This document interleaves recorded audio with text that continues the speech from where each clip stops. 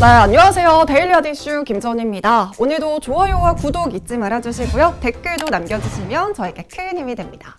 네, 오늘은 시작하기 전에 공지 말씀 먼저 드리려고 합니다. 여름이라고 하기에는 좀 많이 춥지만요. 제가 늦은 휴가를 가게 됐어요. 그래서 목요일과 금요일, 월요일 이렇게 3일은 데일리 핫 이슈가 휴방할 예정인데요. 3일 동안 우리 바른경제TV의 다른 다양한 컨텐츠들과 함께 해주세요. 네, 그럼 10월 14일 데일리 핫 이슈 시작하도록 하겠습니다. 네, 먼저 기업들의 크고 작은 스케줄을 확인하는 오늘의 테마 스케줄입니다. 첫 번째 스케줄은 금융통화위원회의 정례회의입니다. 한국은행은 오늘 오전 금융통화위원회 정례회의를 열고 통화정책 방향을 논의하고 기준금리를 결정합니다. 전문가들은 오늘 금통위가 기준금리를 현행 연 0.5%로 동결할 것으로 예상을 하고 있는데요. 아울러 이번 금통위에서 연간 성장률 관련 추가 진단에 대한 관심이 함께 주목이 되고 있습니다. 이어서 현대차의 글로벌 수소전기 트럭 로드맵 발표입니다. 현대차에서는 오늘 글로벌 수소 연료전지 트럭에 대한 구체적인 로드맵과 사업 목표 그리고 경영 전략 등을 구체화하고 발표할 예정입니다. 이번 발표에서 수소전기차 시스템을 승용차와 상용차로 이원화하고 2024년까지 상용차 전용 연료전지 시스템 개발을 마친다는 내용 등이 포함될 것으로 전망되고 있습니다. 이번에는 삼성전자의 오픈소스 컨퍼런스 2020 개최입니다. 삼성전자에서는 오늘 제7회 삼성 오픈소스 컨퍼런스 2020을 온라인으로 개최할 예정입니다. 삼성 오픈소스 컨퍼런스란 소프트웨어 개발자 2,000여 명이 모여서 오픈소스 기반의 5G 이동통신과 인공지능, 로봇, 빅데이터 등 최신 기술에 대한 정보와 인사이트를 공유하는 행사인데요. 2014년부터 매년 열리고 있습니다. 이어서 방탄소년단의 빌보드 뮤직 어워드 출연 소식입니다. 빅히트 엔터테인먼트의 소속 그룹 방탄소년단이 현지 시각으로 14일 미국 LA 돌비 극장에서 열리는 2020 빌보드 뮤직 어워드에 참석할 예정입니다. 빌보드에 따르면 방탄소년단은 톱 듀오 그룹과 톱 소셜 아티스트 부분 후보에 올랐다고 하는데요. 정말 너무너무 자랑스러울 따름입니다. 지금까지 오늘의 테마 스케줄이었습니다. 이어서 오늘의 공시 바로 체크해보도록 할게요. 오늘의 공시는 바로 코미팜의 임상시험 계획 신청 거절 공시입니다. 이 코미팜이 증시에서 급락세를 보였습니다. 스페인에서 코로나19 바이러스에 따른 폐렴 환자 임상시험 계획 신청이 거절된 것이 악재로 작용했기 때문입니다. 임상시험 신청과 관련해서 스페인에서는 35개 항목의 보안 목적 질의와 자료 요청을 받았는데요. 관련 답변과 자료를 제출을 했지만 몇 가지 항목에 대해서 해명이 충분하지 못하다는 이유에서 임상시험이 거절당한 것으로 밝혀졌습니다. 코미팜 관계자는 이 반려에 대한 사유를 보완하고 재신청해서 승인을 받을 수 있도록 진행할 예정이라고 합니다. 오늘 국내 증시는 코스피가 2,403선에서 개장을 했습니다. 코로나19 백신 개발 차질로 미국 증시 주요 지수가 동반 하락세를 보였지만요. 국내 증시는 장 초반에는 보합권에서 등락을 거듭했습니다. 이후에 외국인과 기관이 물량을 덜어내면서 하락으로 전환했는데요. 자세한 장마감 지수는 화면으로 살펴보시죠.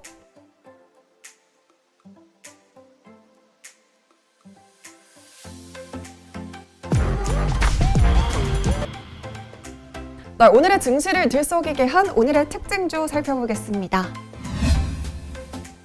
먼저 첫 번째 특징주는 YG 플러스입니다. YG 소속의 걸그룹 블랙핑크가 전 세계 걸그룹 최초로 미국 빌보드 아티스트 100 차트 1위에 올라섰습니다. 그 뒤를 이은 가수는 바로 방탄소년단입니다. 아티스트 100이란 음원과 음반 판매량, 그리고 스트리밍과 라디오 방송 점수, 소셜미디어 활동 등을 종합 집계하는 차트인데요. 팝스타들의 영향력과 인지도를 보여주는 지표 중 하나입니다. 여기에 무려 2곡이나 랭크가 되어 있다고 합니다. 이로써 블랙핑크는 한 앨범에 담긴 2곡을 동시에 빌보드 메인 싱글 차트에 올려놓은 첫 K-팝 걸그룹이 됐습니다.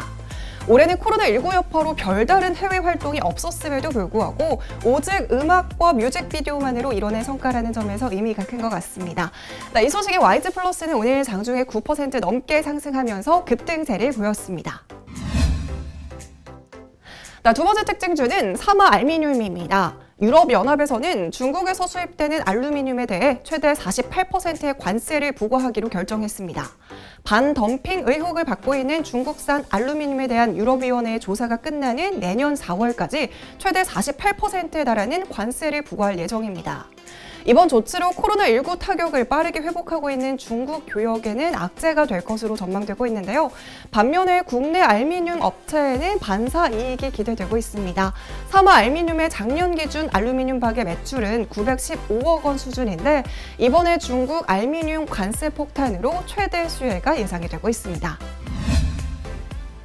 세 번째 특징주는 쌍용양해 우선주입니다. 쌍용양해 우선주가 지난 8일부터 4거래일 연속으로 상한가를 기록하고 있는데요. 주가는 지난 7일 종가를 기준으로 무려 3배 가까이 상승했습니다.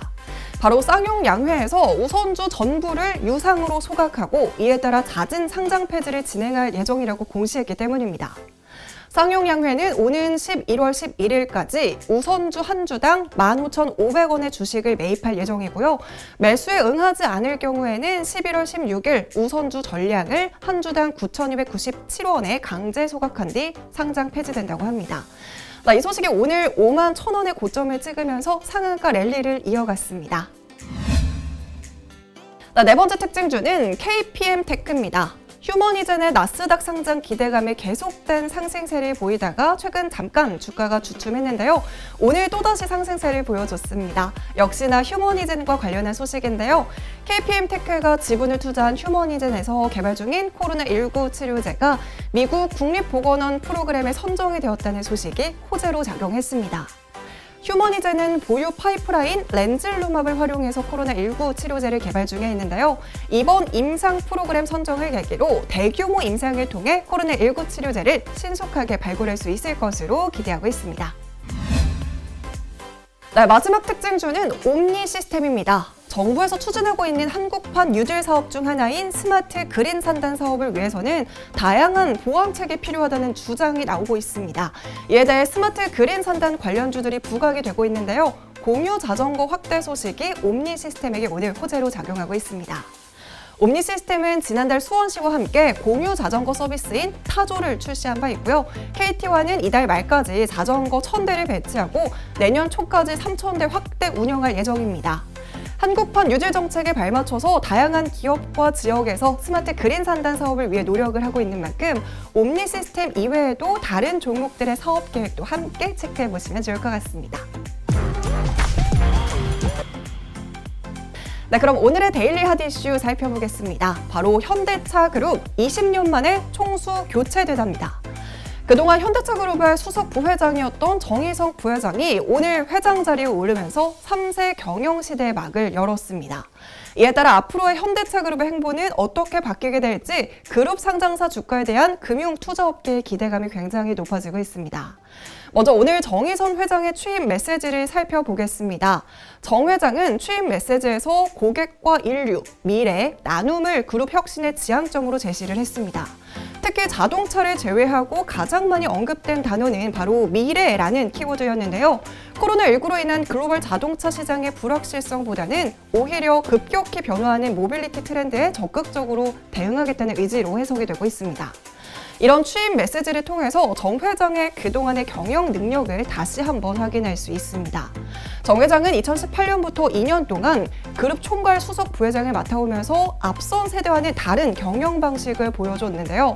수평적인 리더십을 비롯해서 코로나19 상황에서도 현대기아차의 선전을 이끈 점은 정 회장의 경영 능력을 확실히 입증하고 있습니다. 앞으로도 현대차의 미래 먹거리는 모빌리티 사업이 될 것 같은데요. 지금과 같이 전기차와 수소전기차, 도심 항공 모빌리티 등의 사업 승부수를 내걸 것으로 전망되고 있습니다.